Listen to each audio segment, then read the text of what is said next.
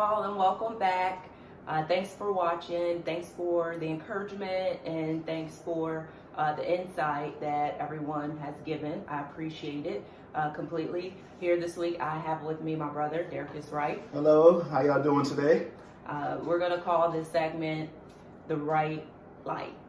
And in this week, we're sponsored by 3D, which is an apparel company that my brothers and I are launching. Dimitri is Derkus and Darcy. So 3D. And live your life in 3D. So again, be on the lookout for that, some hot new items. I would like to, this week, discuss judgment. Granny used to say, that's like the pot calling the kettle black, or my favorite, that is, how are you going to talk about somebody else's stuff when your stuff is raggeder than a bowl of sauerkraut?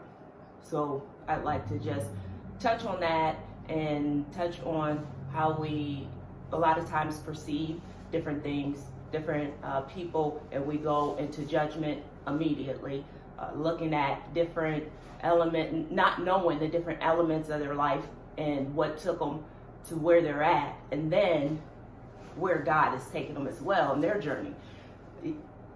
For instance, today is my father, Roosevelt McNeil. Today is his 19th year anniversary in sobriety of alcohol and drug addiction. Who knew while he was out there being ratchet in the streets, like doing his thing, who knew that he was going to later save lives for, 15, 19 years through his story, through his journey. So I'd say, be a little mindful when you going in, because I'm sure people look down at him and, oh, look at this undereducated black man in the streets, felonies, things like that. And he still ended up being God's child and saving lives and showing people the light and the right way to do things. So really be mindful and do your best to know your truth opposed to everyone else's.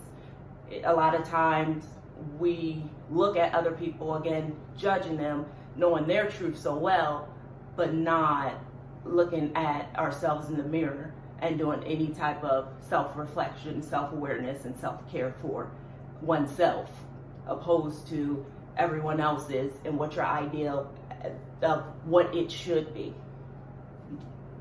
I agree, sister, if you don't mind if I interject real quick. And I'm going to start off by saying thank you for having me. Yes. It's a pleasure to be here with you this morning where we are, even though who knows what time it is where you guys are.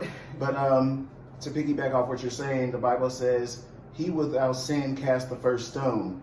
And the fortunate part of that is no one can cast a stone, as my sister was saying, because we're all in sin, we all live in sin, and we all do commit sin. There is not a perfect being on this planet.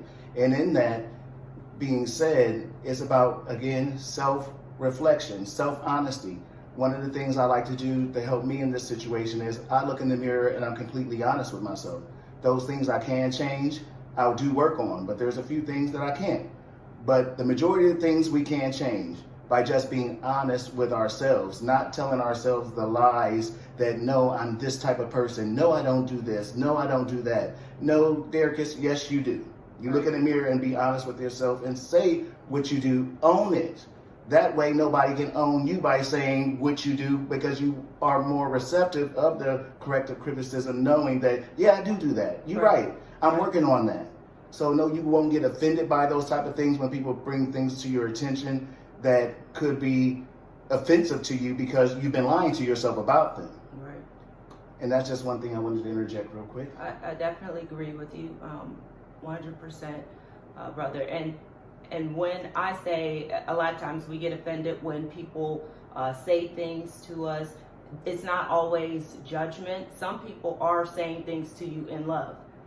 I don't personally think there's anything wrong. If my mother comes to me and tells me, Darcy, I see this going on, I'm concerned about, that's not necessarily judging me. That's coming to me in love. Make sure you're going in love. And where the saying what she started off with, the quote from my granny, when your stuff is raggedier than a bowl of sauerkraut, if I'm going to say it correctly, how she used to say it. It's saying that while you are over there trying to be the best person you could be handling your business and you're still falling short, how are you going to judge somebody for doing the same thing? You're taking that energy and putting it on that person as if they're doing anything different from what you're doing, and that's Right. hopefully trying to live your best life. Right. And you sometimes, we as individuals, we say, hey, well, look at them, they're doing this, that, and the other. But no, you did that probably last year or 2 years ago, or you're probably doing the same thing right now. But you're taking that energy, so the focus is not on you and what you're doing. You're not living in your truth, you're living in someone else's. And that doesn't benefit anybody when we do things like that to each other, not even ourselves or the person that we're saying those things about.